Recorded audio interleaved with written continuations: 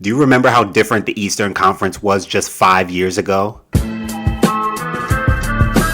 I'm Martin from Basketball Society. Go ahead and subscribe to this channel. Join the Basketball Society. Check out our other content on this channel. Some of these teams that you see a snapshot of just 5 years ago, you won't even be able to recognize. The 2014-15 season is what we're looking at. This is when LeBron came back to Cleveland from being in Miami for 4 years. Miami lost to San Antonio in the 2014 NBA Finals, and then LeBron went back to Cleveland for the 2014-15 season. So that's what we're looking at. If you hear teams and names that you recognize, that are familiar, that you were fans of, drop them in the comments, drop your thoughts. We're about to get into the Eastern Conference in the NBA 5 years ago. The Atlanta Hawks were the number 1 seed in 2015. If you remember, that was that team that won 60 games in the regular season. Jeff Teague, Kyle Korver, Al Horford, DeMarre Carroll, Paul Millsap. Just a really good regular season Eastern Conference team. The 76ers finished as the 14 seed. They were in heavy process mode. They had just drafted Joel Embiid, so this was his first season. He was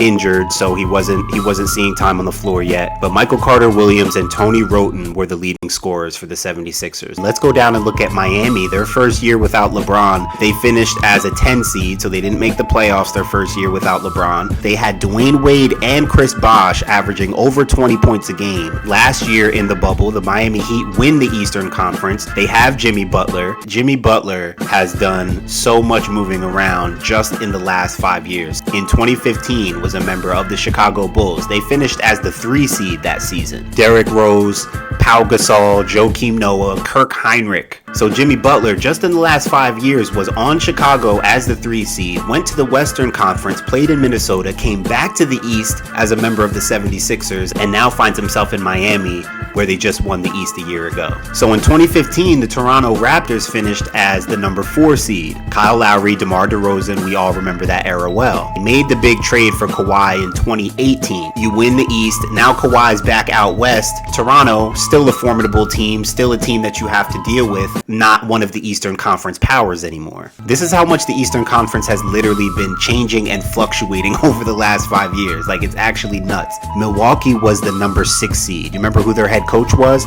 Jason Kidd. You remember who they ended up trading for? Michael Carter-Williams. Michael Carter-Williams was averaging more points than Giannis in 2015. If that doesn't let you know how much can change in 5 years. So in 2015, the Celtics finished with the 7 seed. Isaiah Thomas was their leading scorer. This is when he was just cooking the entire league. Jared Sullinger was averaging 13 and 7. Kelly Olynyk, Brandon Bass, Avery Bradley. This was just one of those Boston teams that was unnecessarily deep. This became the Boston group that could have taken on Kevin Durant. At this point, it was Isaiah Thomas getting it done for them. The Brooklyn Nets, this was actually their last season with Deron Williams and Joe Johnson together. If you remember the experiment with D. Will, Joe Johnson, Paul Pierce, and Kevin Garnett. In 2014 is when Pierce and KG got out of there, and then 2015 was the last season with D. Will and Joe Johnson together. Brooklyn finished as the 8 seed in the conference. They barely made it into the playoffs. Now to today, Brooklyn is the only super team in the Eastern Conference. They've got 3 of the top 5 players in the conference, and they're expected to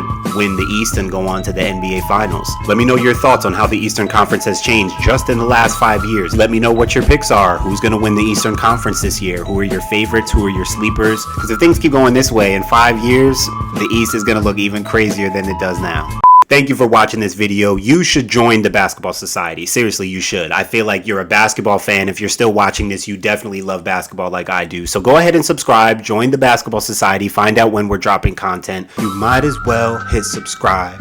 You're going to see a lot more of me here. So if you did enjoy this, just get ready.